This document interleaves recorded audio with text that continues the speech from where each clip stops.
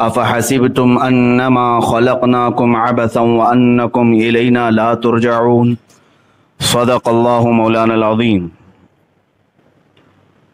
बारगाह रिसालत मुआज़ सल्लल्लाहु तआला अलैहि वसल्लम में दुरूद पाक का हदिया पेश करें। अल्लाहुम्मा सल्लि अला सय्यिदिना व मौलाना मुहम्मदिन मअदनिल जूदि वल करम व आलिहि व अस्हाबिहिल किराम व इब्निहिल करीम व बारिक व सल्लिम सलातन दाइमतन सरमदन अबदा। अज़ीज़ान गिरामी वक़ार, खुदाए क़दीर व जब्बार इरशाद फरमाता है, क्या तुम सब ने ये गुमान कर लिया कि तुम्हें बेकार में पैदा किया गया है, और क्या तुम ये समझते हो कि तुम्हें लौटाया नहीं जाएगा। अफ़हसिबतुम अन्नमा ख़लक़नाकुम अबसा, तुम ये सोचते हो कि हमने तुम्हें अबस पैदा किया है, बेकार पैदा किया है, और तुम ये सोचते हो कि कभी हम लौटाएंगे नहीं तुम्हें। ये दोनों ख्यालात तुम्हारे गलत हैं। अल्लाह अज़्ज़ व जल ने अपनी कायनात में एक ज़र्रा भी बेकार नहीं पैदा किया। उसने एक मच्छर को भी अबस नहीं पैदा किया, और दुनिया में जिसको भी भेजा है एक मुअय्यन मुद्दत के लिए, एक मुकर्ररा वक्त तक के लिए, और फिर हर एक को अल्लाह की बारगाह में लौटाया जाएगा। इसीलिए जब किसी का इंतकाल होता है तो हमारी ज़ुबानों से बेख्तियार निकलता है इन्ना लिल्लाहि व इन्ना इलैहि राजिऊन, जिसका मतलब होता है कि हम अल्लाह ही के लिए हैं और अल्लाह ही की तरफ लौटने वाले हैं। अज़ीज़ान गिरामी, जिसने अपनी ज़िंदगी का मकसद और अपने यहाँ पर ज़िंदा रहने का मकसद नहीं समझा, वो सबसे बड़े धोखे में रहा। लोग ये कहते हैं कि फ़लाँ ने मुझे धोखा दे दिया, फ़लाँ ने मेरे साथ चीट किया, बल्कि एक बुज़ुर्ग फरमाते हैं सबसे ज़्यादा धोखा तुम खुद अपने आप को देते हो। दूसरों का जो खाया हुआ धोखा है वो थोड़ी देर के लिए होता है, लेकिन तुम जो खुद धोखे में मुब्तला हो अपने आप को, ये बरसों बीत जाते हैं, तुमने अपने आप को उस कैफियत से बाहर नहीं निकाला। कभी अपने जिस्म की तरफ देखो, ये कीमती जिस्म अल्लाह ताला ने तुम्हें क्यों कर अता किया है। ये हाथ और पैर की नियामतें, ये आँख और ज़ुबान की नियामतें, ये क़ुव्वत समाअत, क़ुव्वत बसारत, ये तमाम क़ुव्वतें जो अल्लाह ने तुम्हें बिना किसी मुआवजे के दिया है, क्या यूं ही दे दी गई हैं तुम्हें? इनका कोई इस्तेमाल? तो फिर जाहिर सी बात है, बंदा जिस चीज के लिए पैदा किया गया है वो चीज ना करे तो गोया कि उसने खुद अपने आप को इस दुनिया में सबसे बड़ा धोखा दिया। मेरे अजीजों, अपने आप को धोखा देने से बाहर निकल आओ। मैं आज ये कहना चाहूंगा उन नौजवानों से जो अपनी जिंदगी का मकसद नहीं समझ सके, किसी दिन आकर पूछ लेते कि हमारी तख्लीक का क्या मकसद है, हमें क्यों बनाया गया है, इस दुनिया में मुझे क्यों भेजा गया है, मैं यहां क्यों जिंदा हूं। हद तो यह है कि जो किसी चीज की तहकीक करता है, रिसर्च करता है, उसे साइंसदान कहते हैं। एटम पर तहकीक किया, जर्रे पर तहकीक किया, जमीनों पर तहकीक किया, आसमानों पर तहकीक किया, इंसान ने किन चीजों पर तहकीक नहीं किया है।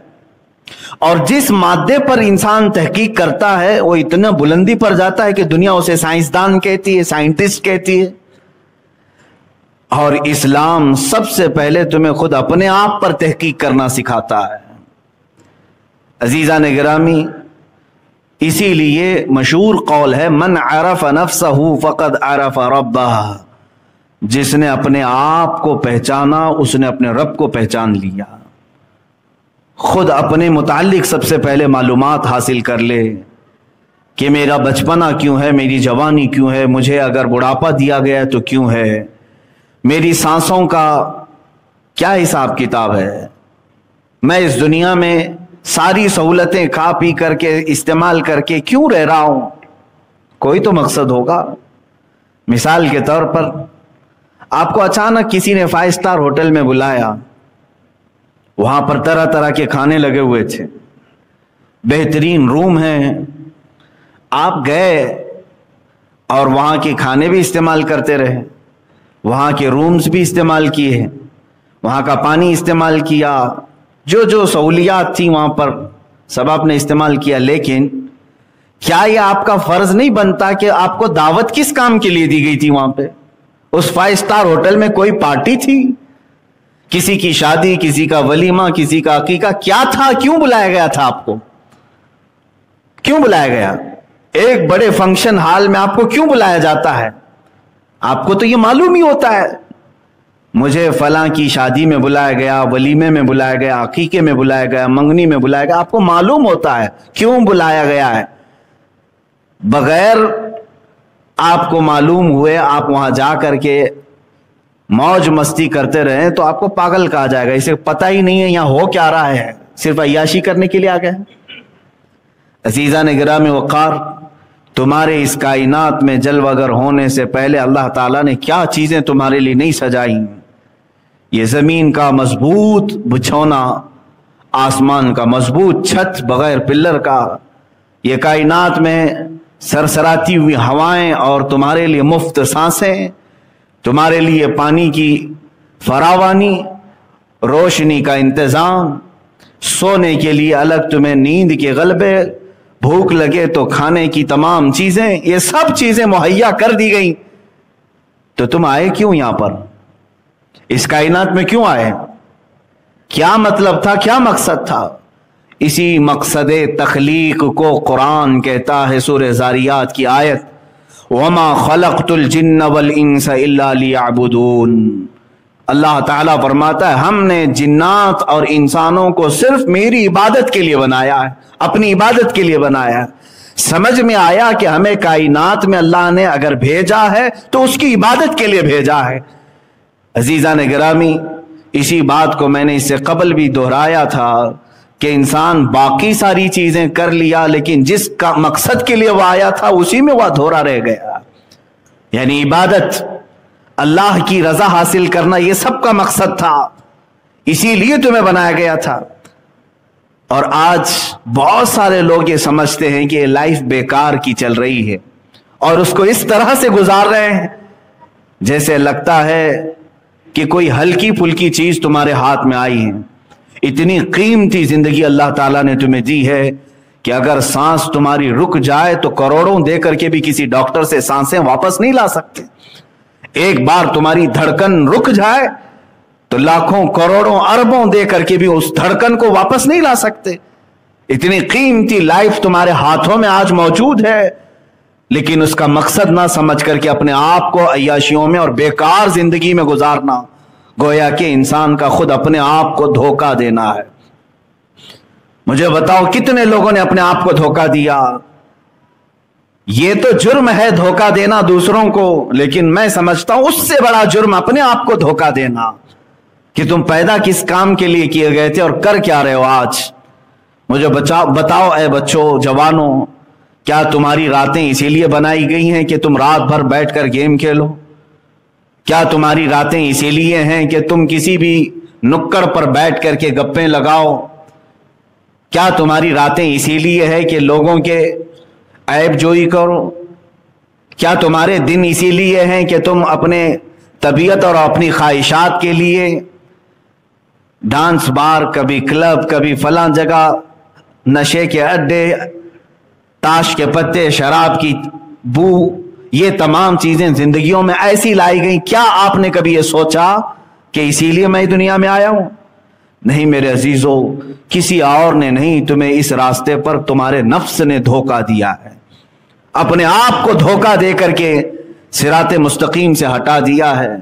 عبث نہیں پیدا کیے گئے، بیکار نہیں پیدا کیے گئے۔ میں تاریخ کی چند مثالیں آپ کے سامنے رکھتا ہوں جنہوں نے دنیا میں ایک ایسی تاریخ رقم کی ہے کہ ان کی زندگی کا ایک لمحہ بھی ضائع نہیں کیا انہوں نے، ایک دن تو دور کی بات، ایک لمحہ ضائع نہیں کرتے تھے۔ امام بخاری رضی اللہ تعالیٰ عنہ، کون نہیں جانتا اس امام المحدثین کو؟ قرآن پاک کے بعد سب سے افضل کتاب اس روئے زمین پر وہ بخاری شریف ہے، صحیح بخاری۔ آپ پڑھنے کے لیے جب بیٹھتے تھے یا احادیث کا مطالعہ کرتے تو رات پوری گزر جاتی، تھوڑی دیر آپ آرام کرتے، اس کے بعد جب مطالعے کے لیے بیٹھتے تو فجر کی اذان ہونے کے قریب آ جاتا، اور وہ احادیث پلٹتے رہتے ہیں اور اس میں غور و فکر کرتے رہتے. پہلے ایسا ہوتا کہ صبح صادق جب ہو جائے تو مرغے بانگ دیتے. بانگ دینا سمجھتے ہوں کہ مرغا پکارتا ہے. اب مرغوں کے پالنے کا بھی سسٹم ختم ہو گیا ہے. سب دیسی مرغوں کی جگہ برائلر چکن نے لے لیا ہے. یہ سارے تو جنگلی کہلانے لگ گئے اب. حالانکہ اس کی فضیلت آئی ہے یہ دیسی مرغے کی. اس کو مارنے سے بھی منع کیا گیا. کہا گیا کہ اس کو اذیت نہ دو، اس لیے کہ لوگوں کو صبح کی اذان کے طور پر جگاتا ہے. تو پہلے یہی ہوتا تھا کہ برابر وقت پر صبح صادق پر مرغا بانگ دیتا اور لوگ یہی سمجھتے کہ اب فجر کا وقت ہو چکا ہے. وہ برابر فجر کے وقت پکارتا اور اس مرغے پر لعنت بھیجی گئی ہے جو آدھی رات میں پکارتا ہے. کہا گیا وہ شر ہے، وہ شیطانی ہے. خیر، امام بخاری رحمت اللہ تعالی علیہ کچھ لکھ رہے تھے یا پڑھ رہے تھے، مرغے نے بانگ دی. تو جیسے ہی مرغا بانگ دیتا آپ اپنی کتاب بند کر دیتے اور مسجد کی طرف چلے جاتے. نماز کا وقت ہو چکا ہوتا جب آپ فجر کی ادائیگی کے لیے آتے. امام بخاری رحمت اللہ تعالی علیہ نے ایک رات مرغے کی آواز سنی، اپنا مطالعہ بند کیا، اپنی کتاب بند کی اور نکل پڑے. مسجد آئے تو پتہ چلا ابھی فجر کا وقت ہونے میں کافی ٹائم باقی ہے. کافی ٹائم کا مطلب آدھا گھنٹہ، آدھا سے پونا گھنٹہ ہوگا. اتنا وقت باقی تھا ابھی طلوع صبح صادق کے لیے. امام بخاری رحمت اللہ تعالی علیہ کو جلال آ گیا. حالانکہ اگر کوئی وقت سے پہلے مسجد میں آ جائے تو ثواب ہی ہے، کیا خرابی ہے. امام بخاری رحمت اللہ تعالی علیہ اس قدر جلال میں آئے کہ آ کر کے آپ نے ایک جملہ کہا کہ اللہ اس مرغے کو قتل کر دے. قاتل اللہ ھذا الدیک، اللہ اس مرغے کو قتل کر دے جس نے میرے مطالعے کے وقت کو برباد کیا. جو میری پڑھائی کا وقت تھا اس نے اس میں سے، اس کی آواز کی وجہ سے میں اٹھ گیا، میرا اتنا وقت اس نے خراب کیا. مرغا فجر کی اذان سے پہلے ختم ہو چکا تھا، مر چکا تھا. آپ کی والدہ ماجدہ امام بخاری رحمت اللہ تعالی علیہ کی والدہ ماجدہ نے آپ کو نصیحت فرمائی اور ارشاد فرمایا کہ بیٹا اس کے بعد کبھی کسی کے لیے اس طرح کا جملہ نہ کہنا، اس لیے کہ اللہ تمہاری زبان میں اثر رکھا ہے.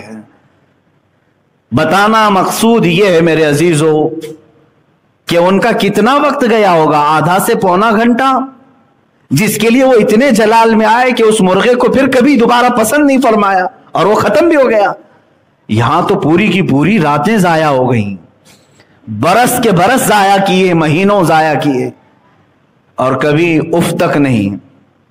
میرے عزیزو تمہارے پاس جو وقت ہے یہ بہت ہی قیمتی وقت ہے اللہ کو منانے کے لیے اور اس کو راضی کرنے کے لیے. میں ایک حدیث پاک آپ کو سنا کر مقصد زندگی آپ کو بتانا چاہوں گا. اللہ کے نبی صلی اللہ تعالی علیہ وسلم ارشاد فرماتے ہیں لا تزول قدما ابن آدم حتی یسأل عن خمس. قیامت کے دن ابن آدم یعنی ہر انسان، کوئی انسان کے دونوں قدم ہٹ نہیں سکیں گے اپنی جگہ سے. جو محشر کا میدان ہوگا میرے آقا صلی اللہ علیہ وسلم فرماتے ہیں لا تزول قدما ابن آدم، پورے انسانوں میں سے کسی انسان کے دونوں قدم ہٹیں گے نہیں اس وقت تک حتی یسأل عن خمس، جب تک کہ اس سے 5 چیزوں کا سوال نہ ہو جائے، جب تک کہ اس سے 5 چیزوں کے بارے میں پوچھ نہ لیا جائے. وہ 5 چیزیں کیا ہیں؟ یہ ترمذی شریف کی صحیح حدیث ہے. اللہ کے نبی صلی اللہ تعالی علیہ وسلم فرماتے ہیں عن عمرہ فیما افناہ، سب سے پہلا سوال یہ ہوگا کہ اللہ نے جو تجھے پوری عمر دی تو نے کہاں کہاں گزاری، پورا حساب دے دے. وعن شبابہ فیما ابلاہ،